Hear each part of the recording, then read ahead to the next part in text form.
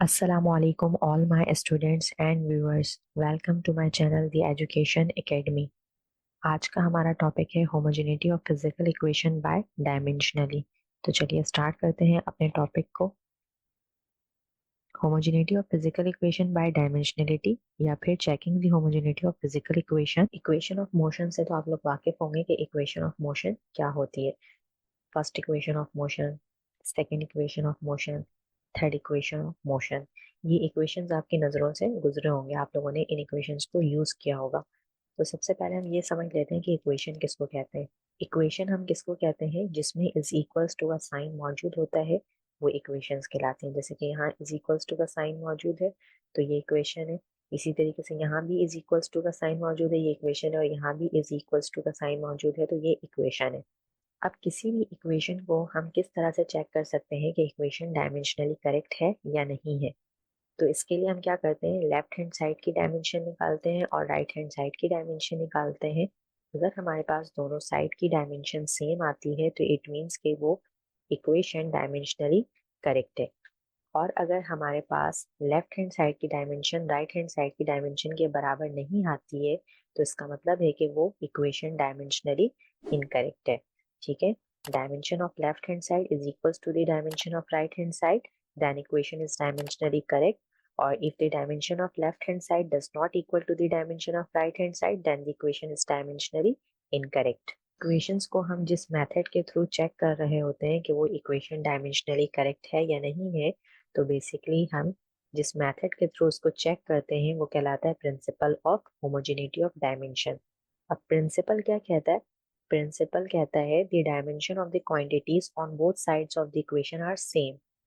जो भी हमारे पास इक्वेशन होगी उसके दोनों साइड के क्वांटिटीज के डायमेंशन सेम होंगे irrespective of the form of the formula.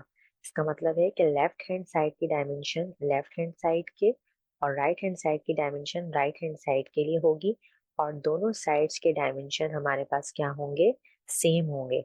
अगर ऐसा हो जाता है तो ये हमारे पास क्या कहलाता है, होमोजेनिटी ऑफ डायमेंशन। और इस प्रिंसिपल को हम कहते हैं principal of homogeneity of dimension. अब इस प्रिंसिपल को हम अप्लाई कर लेते हैं, एक क्वेश्चन ले लेते हैं हम। Show that the first equation of motion is dimensionally correct. यहाँ पर हमें ये बताना है कि first equation of motion dimensionally correct है, साबित कीजिए। इसके लिए हमें फर्स्ट इक्वेशन ऑफ मोशन पता होना चाहिए कि क्या होता है। हम अपना सॉल्यूशन स्टार्ट करते हैं। सबसे पहले हम इक्वेशन को लिखेंगे V F is equals to V I plus A T. ये हमारे पास फर्स्ट इक्वेशन ऑफ मोशन है। V F final velocity, V I initial velocity, A is the acceleration and T is the time. अब हम यहाँ पर physical quantities की dimension को सब्स्टिट्यूट कर देंगे। वेलोसिटी की डायमेंशन हमें पता है एल टी माइनस वन, यहाँ पर भी वेलोसिटी की dimension L T minus one. Acceleration के लिए डायमेंशन हो जाती है एल टी माइनस टू और टाइम की डायमेंशन होगी हमारे पास टी। तो हम यहाँ पे सारी डायमेंशंस लिख लेते हैं। ये हमने सारी डायमेंशन सब्स्टिट्यूट कर दी। वेलोसिटी की L T minus one, velocity की L T minus one plus का साइन ऐसे, एक्सेलरेशन के लिए एल टी माइनस टू और टाइम के लिए कैपिटल टी। अब लेफ्ट हैंड साइड पे तो कोई सॉल्यूशन पॉसिबल नहीं है, लेफ्ट हैंड साइड इसी तरीके से चलता रहेगा। असल में जो सॉल्यूशन होगी वो कहाँ पर होगी, राइट हैंड साइड पर। तो ये एल टी माइनस वन ऐसे ही रहेगा प्लस एल टी की पावर माइनस टू और यहाँ पर टी की पावर प्लस वन। तो ये हमारे पास t और t बेस सेम है तो इनके पावर्स क्या हो जाएंगे, ऐड हो जाएंगे।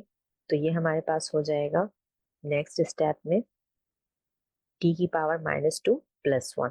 बाकी सारी चीजें वैसे ही हैं। अब नेक्स्ट स्टेप में ये ऐड हो जाएंगे, minus two plus one result आएगा माइनस वन। तो नेक्स्ट स्टेप में हमारे पास ये हो गई एल टी की पावर माइनस वन, बाकी चीजें वैसे ही। अब यहाँ पर देखिए बेटा एल टी माइनस वन फिर plus L T minus one, same चीजें ऐड हो रही हैं। जैसे कि वन प्लस वन क्या हो जाता है टू, इसी तरीके से एल टी माइनस वन में L T minus one add हो रहा है तो ये क्या हो जाएगा, two L T minus one. अब यहाँ पर हमारे पास टू क्या है, कांस्टेंट है और कांस्टेंट की कोई भी डायमेंशन नहीं होती। तो यहाँ पर हम एक लाइन लिख लेंगे, two is a constant dimensionless number so we neglected. टू हमारे पास डायमेंशन लेस नंबर है तो हम इसको क्या कर देंगे, निग्लेक्ट कर देंगे अपनी इक्वेशन में से। तो हमारे पास इक्वेशन बन जाएगी L T minus one is equals to L T minus one. अब आप अगर यहाँ देखो लेफ्ट हैंड साइड और राइट हैंड साइड की डायमेंशन सेम आ रही है, इट मीन्स कि हमारा जो फर्स्ट इक्वेशन ऑफ मोशन है वो डायमेंशनली करेक्ट है, ये प्रूव हो गया यहाँ पर। नेक्स्ट है हमारे पास dimensional constant. What are dimensional constant? Dimensional constant क्या होता है? The physical quantity with dimensions and a fixed value. ऐसी फिजिकल क्वांटिटी जिनके डायमेंशंस भी हो और जो फिक्स वैल्यू भी रखते हो उनको हम क्या कहते हैं? Dimensional constant. For example gravitational constant. Gravitational constant की हमने प्रीवियस लेक्चर में डायमेंशन भी निकाली थी, और इस ग्रेविटेशनल कांस्टेंट की एक फिक्स्ड वैल्यू भी होती है जो आप लोगों ने यूज की होगी न्यूमेरिकल्स वगैरह में। ऐसी क्वांटिटी को हम क्या कहते हैं? Dimensional constant. इसी तरीके से हमारे पास प्लांक्स कांस्टेंट होता है, यूनिवर्सल गैस कांस्टेंट होता है, वेलोसिटी ऑफ लाइट होती है। इन क्वांटिटीज की डायमेंशन भी होती है और ये फिक्स वैल्यू रखते हैं, इनकी वैल्यू बार बार वेरी नहीं करती। ठीक है, ऐसी क्वांटिटी को हम कहते हैं डायमेंशनल कांस्टेंट। नेक्स्ट है हमारे पास dimensionless quantity. Dimensionless quantity कौन सी होती है? ऐसी क्वांटिटी जिनके कोई डायमेंशन ना हो और जिनकी फिक्स्ड वैल्यू हो, उसे हम कहते हैं डायमेंशन लेस क्वांटिटी। दो तरह की क्वांटिटीज होती है, एक विदाउट यूनिट होती है और एक विद यूनिट होती है। कौन सी क्वांटिटीज हैं हमारे पास जो विदाउट यूनिट होती हैं? जैसे कि प्योर नंबर्स हो गए, पाई हो गया, एक्सपोनेंशियल हो गया, sine theta, cos theta, tan theta, etc. ये आपके पास क्या है? Without units, dimension less quantity. जैसे कि अभी हमने पीछे टू यूज किया था, टू हमारे पास क्या है? प्योर नंबर है, तो ये हमारे पास डायमेंशन लेस कांस्टेंट कहलाएगा, डायमेंशन लेस क्वांटिटी कहलाएगी।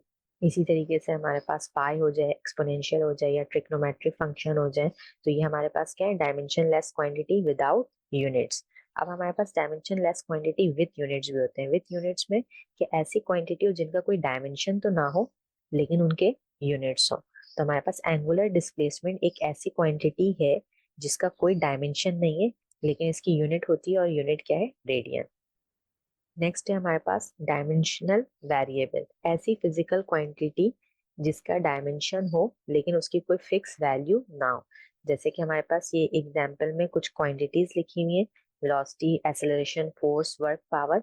ये ऐसी क्वांटिटी हैं जिनके डायमेंशन होते हैं लेकिन इसकी कोई फिक्स वैल्यू नहीं होती, वैल्यू इसकी वेरी करती है, तो ये कहलाएंगे हमारे पास डायमेंशनल वेरिएबल। नेक्स्ट है हमारे पास dimensionless variable. Dimensionless variable क्या होते हैं? ऐसी फिजिकल क्वांटिटी जिसके ना ही डायमेंशन होते हैं और ना ही कोई फिक्स्ड वैल्यू होती है, वो कहलाता है डायमेंशन लेस वेरिएबल। जैसे कि स्पेसिफिक ग्रेविटी, इसकी ना ही कोई फिक्स्ड वैल्यू होती है और ना ही इसकी कोई डायमेंशन होती है। इसी तरीके से refractive index, coefficient of fraction, इसके डायमेंशंस भी नहीं होते और इसकी कोई फिक्स्ड वैल्यू भी नहीं होती, तो ऐसी फिजिकल क्वांटिटी को हम कहते हैं डायमेंशन लेस वेरिएबल्स। नेक्स्ट है हमारे पास application of dimensional analysis. Dimension analysis को हम कहाँ कहाँ इस्तेमाल कर सकते हैं? किसी भी फिजिकल इक्वेशन की करेक्टनेस को हम चेक कर सकते हैं कि आया कि फिजिकल इक्वेशन हमारे पास डायमेंशनली करेक्ट है या नहीं है। ये एक इसकी एप्लीकेशन हो गई। दूसरी एप्लीकेशन ये है कि हम किसी भी फिजिकल क्वांटिटीज के दरमियान रिलेशनशिप जो है वो ड्राइव कर सकते हैं, या फिर हम किसी फिजिकल क्वांटिटी को एक सिस्टम से दूसरे सिस्टम में कन्वर्ट कर सकते हैं। ये हमारे पास एप्लीकेशन हो गई डायमेंशनल एनालिसिस की। नेक्स्ट है हमारे पास limitation of dimensional analysis. It does not give information about the dimensional constant. ये हमें डायमेंशनल कांस्टेंट के बारे में कोई भी इंफॉर्मेशन प्रोवाइड नहीं करता। और अगर हमारे पास कोई ट्रिग्नोमेट्रिक फंक्शन हो, एक्सपोनेंशियल फंक्शन हो या लोगैरिथमिक फंक्शन हो, तो हम उस इक्वेशन को या उन फॉर्मूले को ड्राइव नहीं कर सकते डायमेंशनल एनालिसिस के थ्रू। ये हमें फिजिकल क्वांटिटी के स्केलर या वेक्टर होने की भी कोई इंफॉर्मेशन प्रोवाइड नहीं करता। तो ये हमारे पास डायमेंशनल एनालिसिस के लिमिटेशन थे। इंशाल्लाह फिर हाजिर होंगे नेक्स्ट वीडियो के साथ। जब तक के लिए मेरे साथ रहिएगा। अल्लाह हाफिज।